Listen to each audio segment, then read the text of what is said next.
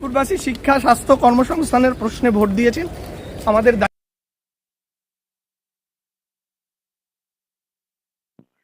দায়িত্বশীল হতে হবে এবং মানুষ যা চেয়েছে মানুষ সেটা পাবে। যে ভয়ের পরিবেশ মুক্ত করার জন্য মানুষ ভোট দিয়েছে, সেই পরিবেশে মানুষ ভোট দেবে, মানে ভোট দিয়েছে সেইটা করতে হবে। প্রচারের সময় বারবার আপনাকে দেখা গেছিল হাত মুখ ধুতে যাবো, আপনি বন্ধ করছেন। না একটু স্নানে একটু শরীরটাই লাগছে।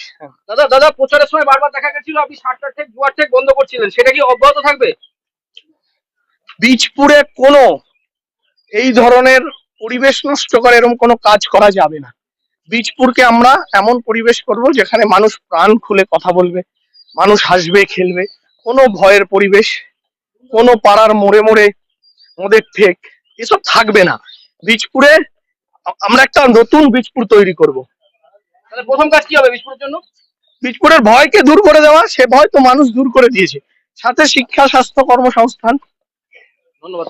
সবার প্রথম আমাদের বিজেপির কর্মীদের বলবো, কেউ যাতে কোনো জায়গায় ঝুট ঝামেলা না করে, সবাই শান্তিপূর্ণ থাকবে।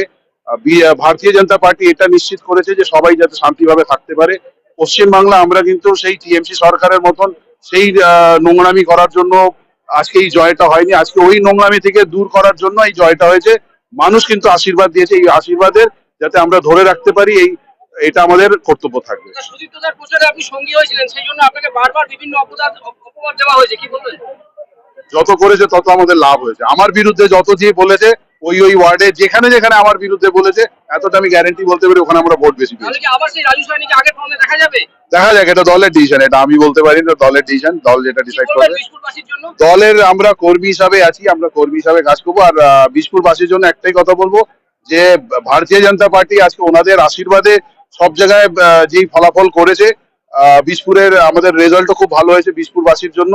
ওনাদের একটাই কথা বলবো যে আমরা আমাদের তরফ থেকে, আমাদের এমএলএ তরফ থেকে আমরা সবকিছু চেষ্টা করব যাতে সব রকম সুবিধা, মানে ভালো পরিবেশ আমরা প্রথমে তৈরি করাটা হচ্ছে প্রথম কাজ। শান্তভাবে যাতে থাকে এলাকা, এটা আমাদের প্রথম কাজ। হালিশহর রানী রাসমণির শহর, হালিশহর বিশপুর তার মধ্যে অন্তর্গত, কি বলবেন, শহরটাকে কি করে ধরে রাখবেন? শহরটাকে অবশ্যই আমরা আগামী দিনে ওটাকে ভালো করে সাজাবো। আমরা যেটা আমরা অনেকদিন ধরেই আমাদের প্ল্যান ছিল, কিন্তু আমরা করতে পারিনি যেহেতু আমাকে সরিয়ে দেওয়া হয়েছিল। খালি একটা বোর্ড লাগিয়ে ছেড়ে দেওয়া হয়েছিল, পর্যটন হালিশহর লাগিয়ে ছেড়ে দেওয়া হয়েছে, কিন্তু তার আগে আর কিছু করা নেই। রামপ্রসাদ ভিটার আমরা ভেবেছিলাম ওই জায়গাতে, ওই মন্দিরের ওখানেও আমরা খুব সুন্দর করে একটা যাতে টুরিস্টরা আসতে, ওরা দূর দূর থেকে লোকরা আসে মন্দিরে আসে, কিন্তু সেটা করা হয়নি। আগামী দিনে অবশ্যই এগুলো হবে নতুন।